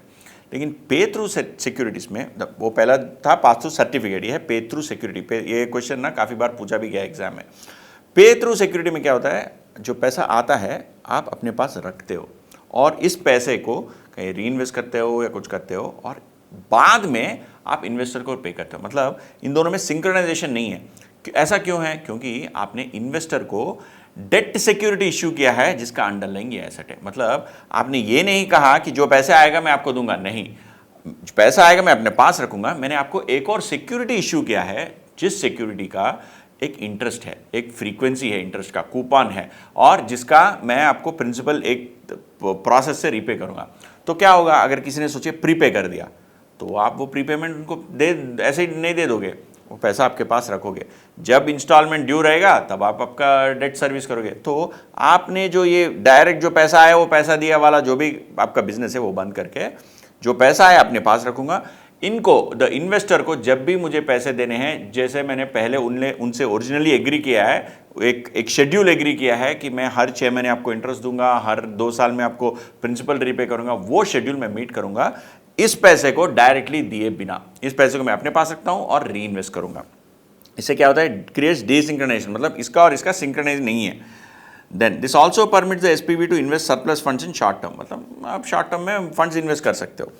Cash flows resulting from early retirement of receivables and cash can be use for short term yield. मतलब आपके पास अगर ज़्यादा पैसे आ गया, अगर बहुत सारे बोरोवर्स आपको रीपे कर दिए, तो वो आप अपने पास रखिए, उस पर ज़्यादा यील्ड अर्न करो, और उस यील्ड को अपने जो भी डेट सिक्योरिटीज़ आपने जो पीटीएस जो आपने इशू किया है उसको सर्विस के लिए यूज़ करो उसको। तो ये है पीटीएस और पीटीसी। ये काफ़ी इंपॉर्टेंट क्वेश्चन है, जैसे मैंने कहा था कि काफ़ी बार पूछा भी गया है। अब एक और तरीके का सिक्योरिटीज़ हैं जो जिसे कहते हैं स्ट्रिप्ड सिक्योरिटीज। स्ट्रिप मतलब निकालो, right. Highly volatile securities created by dividing the cash flows associated with underlying securities into two or more new securities, that is interest only, principal only. The holder of IO securities receives only interest, whereas PO security holder receives only principal. माने car loan का जो EMI है, अगर सोचिए आज interest rate है 8-9%, उस 9% में अगले 10 साल तक का जो भी EMI है, उस EMI को हर किसी को पता चल जाता है ना कि उस EMI में अगर ये रेट स्टेबल है, 9% का रेट स्टेबल है, तो इंटरेस्ट कितना है और प्रिंसिपल कितना है हर किसी को पता है ना। तो अगर वो पता है हमें, तो उस इंटरेस्ट को, जो भी इंटरेस्ट है, वो इंटरेस्ट के एसोसिएटेड जो कैश फ्लोस हैं, EMI 10 years has, each EMI has interest और प्रिंसिपल, सारे इंटरेस्ट को एकजुट करो, सारे प्रिंसिपल्स को एक बंडल करो, दोनों को अलग अलग बंडल करो, पूरे इंटरेस्ट पेमेंट्स को अलग सा बंडल करो, पूरे प्रिंसिपल पेमेंट्स को अलग सा बंडल करो, और इसको अंडरलाइंग रख के एक सिक्योरिटी इश्यू करो। इसको इंटरेस्ट को अंडरलाइन रखें, मतलब जो भी इंटरेस्ट के कैश फ्लो आएंगे मैं उसी से आपको सर्व करूंगा, जो भी प्रिंसिपल के कैश फ्लो आएंगे मैं उसी से आपको सर्व करूंगा। ये आपका सिक्योरिटी है। जो मेरा ये सिक्योरिटी है उसका अंडरलाइन है सिर्फ प्रिंसिपल, और ये ऊपर वाला सिक्योरिटी है उसका अंडरलाइन है सिर्फ interest. These are two kinds of strip securities. The holder of IO receives only interest while holder of PO receives only principal. ये बहुत वॉलेटाइल होते हैं। क्यों वॉलेटाइल होते हैं? क्योंकि आप सोचिए मार्केट में इंटरेस्ट रेट बढ़ गया, तो लोग क्या करेंगे, आपको जो भी इंटरेस्ट का पैसा है ना, जो भी EMI है उसमें आपको इंटरेस्ट आएगा, राइट। तो आपके इंटरेस्ट वाला जो, एंड जब इंटरेस्ट रेट्स बढ़ते हैं तो लोग रीपे नहीं करते हैं, तो लोग डिले करते हैं लोन्स को। मतलब अरे यार इंटरेस्ट रेट बहुत बड़ा है, अभी मेरे पास बाहर से माल उठाने के लिए भी बहुत ज़्यादा कॉस्टली है, तो मैं इस लोन को ऐसे ही चलाता हूँ। तो you keep on servicing the interest, है ना, राइट। अभी सोचो यहाँ पे interest is fixed interest, market में इंटरेस्ट रेट बढ़ गया, लेकिन आपको जो आ रहा है इंटरेस्ट फिक्स्ड इंटरेस्ट आ रहा है। ये जो लोन है, सोचिए एक कार लोन का फिक्स्ड इंटरेस्ट लोन है, EMI तो स्टैंडर्ड आएगा, कोई प्रीपे नहीं करेगा, लेकिन आपको जो पैसा आ रहा है वो स्टैंडर्ड है, मार्केट में इंटरेस्ट रेट बढ़ गया, तो actually you are making a loss. तो देखिए यहाँ पे interest rate in the market rises, value of IO securities rises. क्यों? Because value of IO security rises, whereas value of PO security falls. Why does value of PO security fall? Because जो भी principal के flows हैं वो people do not prepay, delay करते जाएंगे। In a bond, if cash flows are towards the end, क्या होगा? Present value of the sum of the cash flows falls down. So borrowers prefer to postpone the payment of cheaper loans, मतलब आपका जो भी loan है उसको हम जल्दी रीपे नहीं करेंगे, उसके वजह से value of PO falls, whereas value of IO rises. Why does value of IO rises? Because you are going to get, even though there is a interest rate बढ़ गया है, ये फ्लोटिंग रेट है, फिक्स रेट है, वो सबको भी side में रख के you people are going to service the loan. So आपका जो भी इंटरेस्ट है वो पहले आ रहा है आपके पास, it is you are being served your interest. So IO security का वैल्यू बढ़ता है। वेराज अगर मार्केट में इंटरेस्ट रेट नीचे गिर गया, सोचो मार्केट में इंटरेस्ट रेट नीचे गिर गया, क्या होगा? People will repay the loans fast. आपका फिक्स्ड रेट लोन है, मार्केट में रेट कम हो गया है, तो क्या करोगे? रीफाइनेंस करोगे ना लोन को, तो लोअर रेट पे लोन लोगे और इनको ये लोन रीपे कर दोगे। अरे जब आप लोन रीपे कर दोगे तो इंटरेस्ट वाले को तो अगले 10 साल तक इंटरेस्ट आना चाहिए था, आपने तो रीपे कर दिया, तो आपको पैसे नहीं आएंगे। मतलब जो भी मैंने सिक्योरिटी इशू किया, आपको समझ रहे हो आप? सोचो इंटरेस्ट रेट 9% है, okay, fixed interest rate on IO, और अगले 10 साल तक आपको आना है। सडनली मार्केट में इंटरेस्ट रेट 3% हो गया, हर कोई क्या करेगा? यार मुझे 9% का लोन क्यों चाहिए, मैं मार्केट में 3 से उठाता हूँ और ये 9 को रीपे कर देता हूँ। जब ये 9 रीपे करेगा, आपका IO सिक्योरिटी क्या है? Present value of future cash flows of interest. अरे बट फ्यूचर कहाँ है? पूरे लोन ही रीपे हो गया, तो IO का वैल्यू नीचे गिरता है, वेराज PO का बढ़ता है। क्यों? Because present value of bond is what? Present value of cash flows, future cash flows. If there are more cash flows which are near, the value is higher. So everybody who is supposed to pay over 10 years is paying you on day zero entire principal. So आपका you are getting more cash flows upfront, so the value of the PO security increases. Borrowers tend to repay the loans as they prefer to borrow fresh loan at lower rate. So this is very important because this is a question that can be potentially asked. ठीक है, अभी आगे चलते हैं. How are this pricing, how are this securitized instruments priced. ये दो angle होते हैं, एक ओरिजिनेटर का एंगल होता है और एक होता है इन्वेस्टर का एंगल. ओरिजिनेटर का क्या एंगल होता है? ओरिजिनेटर अपने पास जो भी लोन्स हैं उसको सिक्योरिटाइज कर रहा है. ठीक है, सिक्योरिटाइज करने के बाद इन्वेस्टर को बेच रहा है, इन्वेस्टर पैसा दे रहा है. नाउ इन्वेस्टर जब पैसा दे रहा है, वो पैसा जो है जो भी इन्वेस्टर से आ रहा है, over a period of time the investor is repaid, है ना, क्योंकि जो आपके अंडरलाइंग लोन्स हैं उन लोन से कैश फ्लो आएगा, वो कैश फ्लो आप इन्वेस्टर को दे दोगे, right. There is a period. These can be priced at rate which originator has to incur outflow, and if the outflow can be amortized over a period by investing the amount raised through securitization. That is, अगर मुझे जो भी पैसा investor से आया है उसको मैं कहीं इन्वेस्ट करूं ओवर द एंटायर पीरियड, उससे मुझे जो भी आएगा पैसा, उससे मुझे जो भी रिटर्न आएगा, जो भी फॉर द एंटायर पीरियड, जो भी पीरियड में मुझे रिटर्न आएगा, उसके अगेंस्ट मेरा आउटफ्लो क्या है, मतलब मुझे इन्वेस्टर्स को क्या देना पड़ेगा, राइट. मैं किस रेट पे इन्वेस्टर को दे रहा हूँ पैसे. सो जब मैं प्राइसिंग करता हूँ ना, तो मैं as an originator I consider this things कि मुझे जो पैसा आ रहा है मैं उससे क्या यूज़ कर रहा हूँ, मुझे इन्वेस्टर को क्या देना है. इन दोनों को मैं बैलेंस करता हूँ कि मतलब अरे यार, मुझे अगर रिटर्न ही इससे 9% आ रहा है, मैं इन्वेस्टर को 10% कहाँ से दूंगा, है ना. तो you try and balance what is my outflow और व्हाट इज माय इनफ्लो. मतलब मुझे इनफ्लो क्या मिलेगा इसको इन्वेस्ट करने से, और मुझे आउटफ्लो मेरा क्या होगा. अभी इन्वेस्ट मतलब डोंट थिंक ऑफ इट कि मैं जाके इसको एफडी में डालूंगा. अरे यार, जब आपको सिक्योरिटाइजेशन से पैसा आएगा, आप नए लोन दोगे ना. अब मार्केट में जाके अभी कार लोन्स को सिक्योरिटाइज किए हो, तो सिक्योरिटाइज करने के बाद कैश आएगा, वो लोन आप होम लोन दोगे, शायद होम लोन का रेट शायद 10% है, तो आपका वो रिटर्न है. That return over the same period of this assets मैं कितना बना रहा हूं और ये इन्वेस्टर्स को कितना दे रहा हूं, इन दोनों को आप वे करके, इन दोनों को आप एक दूसरे के बगल में रख के then you take a decision how to price from investor angle. Investor का क्या एंगल होता है? The price can be determined by discounting best estimate of future cash flows using YTM of a comparable security with respect to credit quality and life. मतलब अगर मैं जो भी अभी पैसे है, मैं वो पैसे इस सिक्योरिटी में इन्वेस्ट किए बिना मार्केट में सिमिलर क्रेडिट रेटिंग में इन्वेस्ट करूंगा, तो उसका YTM क्या रहेगा. For me to get the same YTM, मुझे इस सिक्योरिटी में उतना ही YTM चाहिए, तो मेरा रेट क्या होना चाहिए. इधर obviously the coupon rate will change और the face value will remain same. जब आप सिक्योरिटी इशू कर रहे हो, फिक्स इनकम चार्टर में पढ़ा है, so whenever you are issuing fixed income securities at the initial point, तब उस टाइम फेस वैल्यू 100 रहेगा. When you are pricing the security means you are changing the coupon, right. So that coupon is basically what is your return. So you will compare it with basically market में मुझे कितना मिल रहा है, 8.5 मिल रहा है, अच्छा ठीक है, क्रेडिट रेटिंग सेम है, तो मैं यहीं पे 8.5 में इशू कर लेंगे, अगर 8.5 में ये डील करेंगे. Then the yield can be estimated by referring to yield curve available for marketable securities upon adjustments of accounts on account of spread points because of credit quality. अगर क्रेडिट ऊपर नीचे है तो थोड़ा स्प्रेड ऐड करना पड़ेगा, ये भी हमने डिस्कस किया है. ठीक है, ये हो गया. अभी ये सिक्योरिटाइजेशन में रिस्क क्या है, what are the risks. There are 3 kinds of risk. एक होता है क्रेडिट रिस्क और काउंटर पार्टी रिस्क, एक होता है लीगल रिस्क, फिर होता है मार्केट रिस्क. क्रेडिट और काउंटर पार्टी रिस्क क्या है? It is the prime risk wherein the investors are prone to the risk of bankruptcy and non performance of the servicer. मतलब ओरिजिनेटर ही डूब गया, forget ओब्लाइजर. ओब्लाइजर कौन? आप और मैं जो लोन लिए हैं. ओरिजिनेटर कौन? HDFC ICICI. वो लोग डूब गए, तो इन्वेस्टर तो गया है ना काम से. तो the prime risk that the servicer does not perform or becomes bankrupt. Then legal risk क्या है? There is an absence of conclusive judicial precedent or explicit statutory provision in India on securitization transaction. Therefore, dispute over legal ownership of assets is likely to result in uncertainty regarding investor payouts from poor cash flow. सोचो किसी ने case डाल दिया, ओब्लाइजर मेरा आपने बेच दिया, मैं आपको देता हूँ या उनको देता हूँ, क्या चल रहा है. So there can potentially be cases where there are disputes between obligor, investor, obligor से ज़्यादा नहीं but more investor and the originator.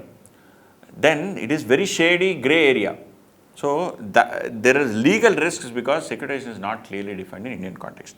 Then market risk. Market risk क्या है? Market risk represents risk external to the transaction, include market related factors that impact the performance. मतलब not related to the transaction. क्या है ये market risk? 3 type के हैं. Macroeconomic. क्या है macroeconomic? Risk to the underlying asset price may lead to wilful default. मतलब अगर सोचिए होम लोन लिया है किसी ने, होम का प्राइस गिर गया, यही हुआ था 2008 सब प्राइम क्राइसिस में, होम का प्राइस गिर गया। अरे यार जो मैंने घर खरीदा है 1 करोड़ ले लो, 1 करोड़ रुपए घर खरीदा है, उसके लिए 70 लाख लोन लिया है, अभी घर का दाम ही 20 लाख हो गया, मैं लोन 70 लाख क्यों रिपे करूं? चलो छोड़ो, ले लो, घर ले लो, मैं I will default on the loan. ऐसा भी हो सकता है ना, that is one. Then prepayment risk, lower interest rate lead to repayment. Interest rate गिर गया है, मैंने सिक्योरिटाइज किया है, मैंने सोचा अगले 20 साल तक पैसे आएंगे, अरे पूरा पैसा एक ही साल में आ गया, अरे बाकी 20 साल में क्या करूं फिर, अभी बाकी 19 साल, and I assume that I will get 9% return. कुछ रिटर्न नहीं, सब दे दिया, पैसे आज ही दे दिए, फर्स्ट ईयर में ही दे दिया, बाकी 19 ईयर्स मुझे वो 9% कहाँ से मिलेगा? This is prepayment risk. Then interest rate risk. Mismatch in cash flows, floating rates versus cash inflows are floating and outflows that are fixed. मतलब अगर आपके inflows और outflows में matching issues है because of interest rate, that is हमने देखा था ना पे थ्रू सिक्योरिटीज़ में। सोचो आपने फिक्स्ड रेट पे सिक्योरिटी इशू किया है, फ्लोटिंग रेट पे आपका लोन है, क्या करोगे? ओब्लाइजर आपको फ्लोटिंग रेट पे करेगा, लोन का रेट नीचे गिर गया और आपने security issue, debt security issue किया फिक्स्ड रेट पे, क्या होगा? Right, so that is a possibility. So mismatch in cash inflows that are floating and outflows that are fixed. मतलब आपका original obligor loan is floating, आपका PTS debt instrument what you have given is fixed, and ये floating का rate नीचे गिरा, how will you service this fixed payment? ठीक है, these are the risks. Next, अभी आते हैं blockchain. This is the new topic, blockchain. ये important है, इस पे पूछा भी गया है क्वेश्चन। Blockchain होता क्या है? Blockchain DLT, Distributed Ledger Technology, is a shared P2P decentralized open ledger of transaction systems with no third parties in between.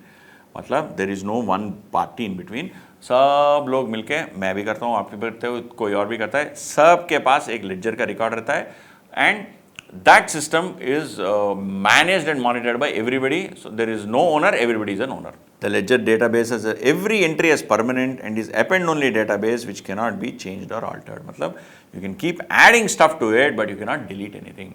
मतलब ऐसा database है जिसके पास सबके पास edit access है, append access है, you cannot edit old transaction, you can only add fresh transaction.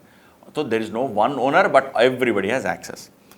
Okay, all transactions are irreversible, no editing, that's what I was saying. With any change in transaction being recorded as new transaction, नया transaction add कर सकते हो, पुराने को कुछ नहीं कर सकते हो. The decentralized network refers to network which is not controlled by any bank, corporation or government. तो ये एक network है, सबके पास सब कुछ है, everybody has access. तो whatever you record in it gets saved in everybody's system. A blockchain generally uses a chain of blocks with each block representing digital information stored in a public database. मतलब there are blocks, each block has some information and there is a chain of blocks, that's why it's called a blockchain. Blockchain creates a decentralized distribution chain that gives everyone access to the ledger at the same time.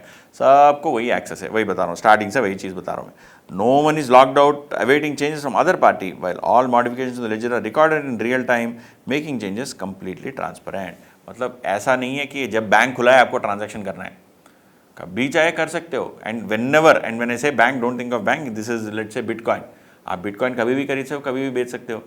The entries for bitcoins हर एक के system में आएंगे. So this blockchain is a revolutionary technology in which data is maintained with everybody and changes are reflected in everybody's, so everybody's database, so authentication is very easy. कोई कुछ बोला है कि मैंने आपको पैसे दिए हैं, हाँ या ना, चेक कर सकते हैं, किसी के भी सिस्टम में चेक कर सकते हैं. Okay, what are examples of blockchain? A transaction like sending money to somebody is initiated. 5 minutes. हाँ, किसी को मुझे पैसे देने हैं. Transaction is broadcasted via the network, मतलब नेटवर्क में सभी को बताते हैं. The network validates the transaction using cryptography and is presented as a block. मतलब मैं श्रीराम ने एक स्टूडेंट ऋषि को पैसे दिया है, क्या पैसे? बिटकॉइन दिया है. So that information is in a bitcoin, that information is in a block, that मैंने किसी को बेचा है, मैंने किसी को पैसे दिए हैं. तो that is that when I enter in the transaction, that particular block gets added into everybody's database. The block is added to the existing blockchain and transaction is complete. And के database में entry हो गई, जैसे ही सबके database में entry हो गई तो ट्रांजैक्शन खत्म हो चुका है. Okay, so every transaction is recorded in everybody's books, that is the logic, है ना. फिर आते हैं what are applications of blockchain? इसके क्या क्या एप्लीकेशन होते हैं भाई? एक है financial services, health care, government, travel, economic forecast. हर चीज़ में इसका कोई ना कोई तो मायना है। क्या मायना है? Financial services can be use to provide an automated trade life cycle in terms of transaction log of any transaction of asset और property, laptop, smartphone, real estate from one person to another. मतलब सोचो, we can transfer our real estate. मेरा ये plot है, आपका किसी और कहीं आप खरीदार हो, मैं बेचने वाला हूँ, तो मेरे जो भी प्लॉट है उस प्लॉट का एक डिजिटल आईडी है, तो and the digital IDs are stored in everybody system, so everybody knows who is the owner, that I am the owner. जैसे ही मैं ट्रांसफर करता हूँ, I press enter some commands and all that, that block gets transferred from me to you and everybody system it gets recorded that now you are the owner. तो कल किसी को verify करना है तो anybody can verify from anybody system who is the owner, और उसके पहले कौन ओनर था? मैं। आज कौन ओनर हो? आप हो। ठीक है। Health care, secure sharing of data by increasing the privacy, security and interoperability of data between doctors, patient, service providers by eliminating interface of third party and avoiding overhead cost. मतलब you can share data with multiple people, doctors, your diagnostic centre, insurer, आप, everybody can share data and there is a block for every new data point. It is there with everybody. Blockchain improves transparency and provides a better way to monitor and audit transaction, land registration, vehicle registration, management of e-voting systems. So as जैसे मैंने कहा था ना कि जो आप blocks बनाओगे उस blocks में पूरा information रहेगा and you can own one. Your land ownership can also be in a e-form. Blockchain can be applied in money transactions, storing important documents like passports and other identification cards, reservations, managing insurance, loyalty and rewards.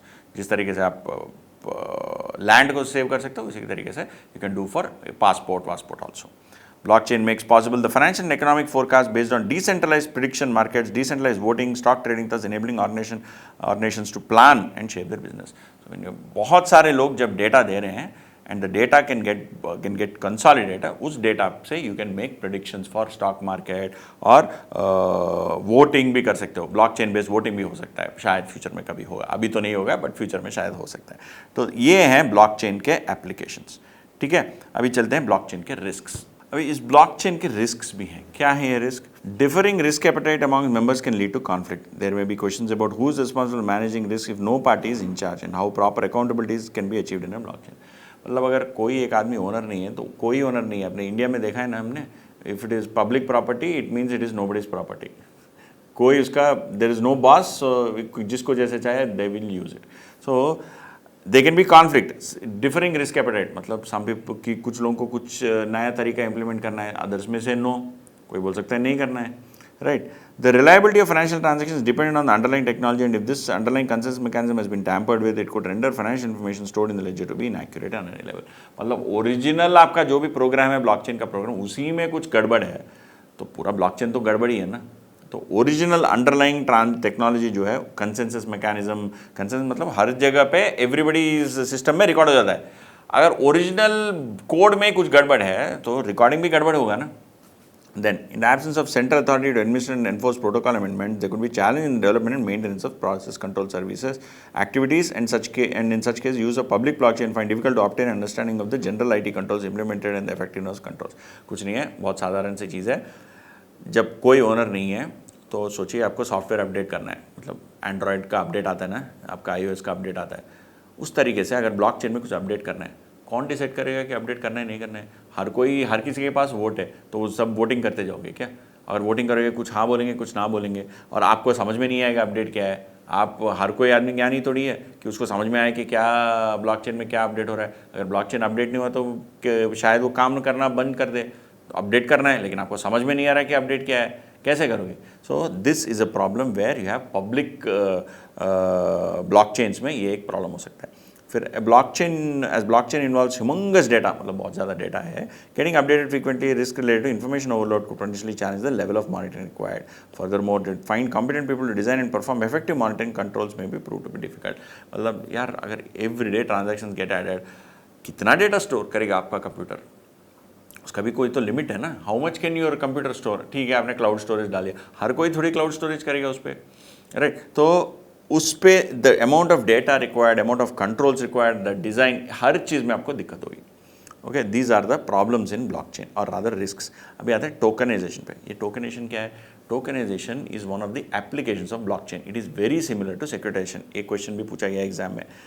Tokenization is process of converting tangible and intangible assets into blockchain tokens. जो मैं बोल रहा था ना कि आपके पास अगर land है, लैंड का रिकॉर्ड हम we will create a digital record. आपका जैसा सिग्नेचर को हमने डिजिटल सिग्नेचर किया है ना, उसी तरीके से यू विल क्रिएट योर, आपका लैंड का कोई एक रहेगा जो आपको पेन ड्राइव पे रहेगा शायद, ownership is proved by that. Digitally representing anything has recently acquired a lot of traction. It can be effective in conventional industries such as real estate, artwork.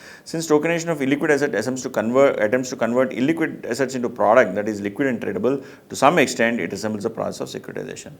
हाँ ना, आपके receivables which are illiquid, you are trying to convert them into liquid assets by issuing securities. Same thing आपका real estate जो है, जो आपका plot है, विच आपको बेचना है तो कहीं और जाके कुछ काम करना है, राइट नाउ वो एक पेन ड्राइव में सॉफ्टवेयर है, उस सॉफ्टवेयर के जरिए आप बेच सकते हो उसको। So you are increasing the liquidity. So this particular tokenisation is very very close to securitisation. इन दोनों के सिमिलैरिटीज़ क्या हैं? Liquidity, both securitisation tokenisation inject liquidity in the market for assets which are otherwise illiquid, ये पहला चीज़ है। Then diversification, both help investors to diversify the portfolio, thus managing risk and optimising returns. Because there is a way, मतलब अभी एक नया तरीका है, एक जरिया है इसको मैनेज करने के लिए। आपके पास डाइवर्सिफाई करने के लिए बहुत सारे ऑप्शंस हैं, एक नया रास्ता खुल जाता है डाइवर्सिफिकेशन के लिए। Trading, both are tradable and helps to generate wealth. Obviously tokens can be traded. Tokens अब NFT नॉन फंजेबल टोकन्स है। आपने अगर गूगल कीजिए आपको पता चलेगा, कोई आर्ट वर्क के लिए टोकन्स है, साउंड के लिए टोकन है, म्यूजिक के लिए टोकन है, मीम्स के लिए टोकन है। ओके, वो tokens are tradable, same like your securitization securities, right? So they help to generate wealth. New opportunities, both provide opportunities for financial institutions and related agencies to earn income through collection of fees. जहाँ पे trading होगी वहाँ पे एक broker होगा, एक investment bank होगा जो पैसे कमाएगा। So they give new opportunities to people, employment opportunities, businesses and all of that. ठीक है, ये हो गया टोकनाइजेशन। ये दोनों बहुत ही इंपॉर्टेंट है। ब्लॉकचेन क्या है, टोकनाइजेशन क्या है, ये मैंने आपको एक्सप्लेन करने के लिए बहुत कोशिश किया है, to the extent it is easily rememberable. But अगर आपको कुछ चीज़ें शायद समझ में आए, कीवर्ड्स तो ज़रूर याद रखना। ठीक है, नेक्स्ट लास्ट में आते हैं, what is securitization Indian context. Bharat में इसका क्या, ऐसा क्या कर दिया सिक्योरिटाइजेशन ने पिछले 10 साल में, 15 साल में, 20 साल में, 30 साल में, हुआ क्या है? So Citibank pioneered the concept of securitisation in India, उसने चालू किया है by bundling auto loans into instrument, securitised instruments. Currently the market is dominated by few players such as ICICI, NHB, HDFC। मैं वही इसीलिए उसी का example ले रहा था मैं। Initially started with auto loan receivables, it has become an important source of funding for microfinance companies and NBFCs and commercial mortgage. So NBFCs भी ये करते हैं, microfinance companies भी करते हैं. Everybody tries and creates pools the assets, creates a security, sells off the security. In order to encourage securitization, the government has come out with the SARFAESI Act, Securitization, Reconstruction of Financial Assets, Enforcement of Security Interest Act, to tackle benefits of NPAs without approaching the court. मतलब NPA को you can probably pool them separately and then sell off those assets. That SARFAESI Act is an act brought in by the government to handle the securitization related issues. As per report of CIBIL, securitization transactions in India touched an approximate of 1.9 trillion, माने 26 billion during pre-pandemic years. At that time 26 billion.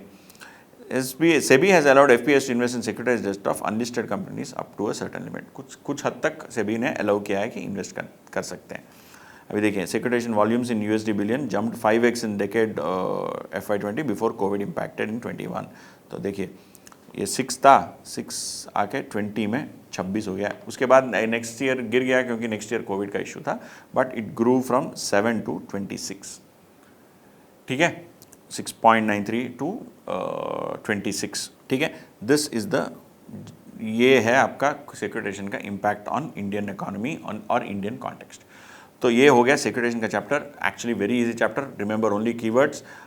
There are few concepts that you need to learn. जो भी ये blockchain tokenization जो नए add हुए हैं उसको आपको सीखना पड़ेगा। उसके अलावा कुछ है ही नहीं इस चैप्टर में। और ये सीख लो, हाँ, ये IO का क्या होता है, PO का क्या होता है, स्ट्रिप सिक्योरिटीज़ में अगर रेट बढ़ता है, रेट घटता है। ओके, इसके अलावा और कुछ नहीं इस चैप्टर में। बाकी सब very easy to understand, very easy to remember. So दोस्तों, सिक्योरिटाइजेशन चैप्टर बंद करने से पहले एक MCQ सॉल्व करते हैं इस चैप्टर पे। ये May 24 RTP में MCQ दिया गया है, केस स्टडी बेस्ड MCQ है। Growmore Limited is an NBFC and it is in need of funds and hence it sold its receivable to MAC Financial Corporation. Okay, वो पहला NBFC है जिसने MAC को बेच दिया है for 100 million. MFC created a trust for this purpose called General Investment Trust. तो MAC ने कुछ ट्रस्ट क्रिएट किया है। through which it issues securities carrying a different level of risk and return to the investor. Okay. Further, the structure also permits the JIT to reinvest surplus funds for short term as per their requirement. Reinvest surplus मतलब pay through security. MFC also appointed a third party safeguard SPL to collect the payment due from obligors. Okay. It passes it on to GIT. GIT क्या है? GIT is General Investment Trust. It will also follow with defaulting obligor and if required initiate appropriate legal action. Okay. अभी कोई सवाल क्या है? Actually मैंने कहा था आपको कि पहले सवाल देखो फिर MCQ के क्वेश्चन पढ़ो, केस पढ़ो, बट यहाँ पे केस 4-5-7 लाइन, कितने लाइन है? 1 2 3 4 5 6 7 7 लाइन का है, इसलिए मैंने पढ़ लिया, वरना मैं पहले क्वेश्चन देखता था फिर केस पे आता था. Based on the above answer the following question. Securitize instrument issued for 100 million by GAT falls under which category? अरे बोल ही दिया ना, PTS, pay through security. What is PTC? Direct जो पास थ्रू जो आया गया. पे थ्रू मतलब बीच में it is kind of a debt instrument जहाँ में you reinvest the surplus. Then PTS is one which invests surplus money if any is invested in order to even out cash flows. In a PTC cash flows are passed on. ठीक है. In the above scenario, originator is dash. Originator कौन है भाई यहाँ पे? Growmore is an NBFC. It is in need of funds, sold it receivable to MAC. MAC created a trust for this purpose. तो originator अभी Growmore बना है या MAC बना? Very difficult question है. Very difficult question. Actually it is MAC because MAC is the one who is securitizing it. Originator Mac is the one who securitizing it. अभी Gromore ने बेच दिया पूरा. Gromore didn't securitise, Gromore didn't create an SPV, Mac created the SPV. So Mac is the originator.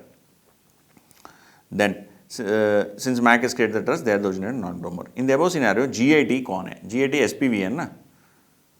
MFC created trust for this purpose called GIT, which is a trust, SPV. Correct. Simple. Then in the above scenario, safeguard is a dash. Safeguard कौन है भाई? They appointed safeguard SPL to collect the payment due from obligor. कौन है? Receiving and paying agent, RPA. देखिए, receiving and paying agent. ठीक है. Then which of the following statements hold true? When yield to maturity in market rises, prices of POS tend to rise. अगर आपका market में yield बढ़ेगा तो people will postpone payments. If people postpone payments, your POS payments will get delayed. If POS payment get delayed, the cash flows are later, so उनका price घटेगा. यहाँ क्या है? Tend to rise. सो ये wrong है. Then when yield to maturity in market falls, मतलब market में rate नीचे गिरा है, price of POS in securities tend to fall. ये एग्जैक्टली उल्टा है ना. अगर मार्केट में रेट गिरा तो मार्केट में इंटरेस्ट रेट गिरा तो पीपल विल रीफाइनेंस इमीडिएटली, मतलब then people will repay your POS faster. So POS price will go up. यहाँ पे क्या लिखा है? POS fall. ये भी गलत. When yield to YTM in market falls, price of POS securities remain the same. ये तो गलत ही है. Then when YTM in market rises, POS securities tend to fall. तो अगर मार्केट में रेट बढ़ा तो people will delay. If people delay, POS get repaid late. If POS gets repaid late, its price, the present value of POS falls, so its prices tend to fall. ये है. Holder of IO receive interest where PO receives only principal. Interest rate in market rises, PO falls. Interest rate of market falls, PO rises. और IO का exactly उल्टा. ये मैंने आपको काफ़ी विस्तार से बताया था. बस बहुत ही सिंपल, बहुत ही सरल सा क्वेश्चन है. तो दोस्तों हमने एक MCQ, केस बेस्ड MCQ भी सॉल्व कर दिया है. तो इसके अलावा इस चैप्टर में और कुछ नहीं है. बहुत ही सरल सा चैप्टर है, बहुत ही आसान है. थोड़ा मेहनत करो, आ जाएगा. की टर्म्स याद रखो. काफ़ी इंपॉर्टेंट चैप्टर है. ब्लॉकचेन, टोकनाइजेशन, रिस्क्स, फिर सिक्योरिटाइजेशन का प्रोसेस, सब याद रखो. कीवर्ड याद रखो, आराम से निकल जाओगे. ठीक है. अगर आपको इस चैप्टर से कोई भी डाउट हो, हमारे ऐप OneFin या वेबसाइट onefin.in और indigolearn.com पे पूछ सकते हो. फोरम्स में जाके मैं हमेशा अवेलेबल रहूँगा. आप इस वीडियो पे कमेंट कर सकते हो. इस वीडियो का जो भी PDF है वो इसके डिस्क्रिप्शन में है. मेरे और भी रिवीजन वीडियोस क्या है वो वीडियोस के लिंक्स भी इस डिस्क्रिप्शन में है, और दूसरे टॉपिक्स के LDR नोट्स भी इसके डिस्क्रिप्शन में है. सो हर चीज़ इसके डिस्क्रिप्शन में अवेलेबल है. आपको और कुछ भी चाहिए तो विदाउट एनी हेजिटेशन मुझे रीच आउट कीजिए. ठीक है. चलो दोस्तों, अभी आगे बढ़ते हैं नेक्स्ट चैप्टर के रिविजन के लिए.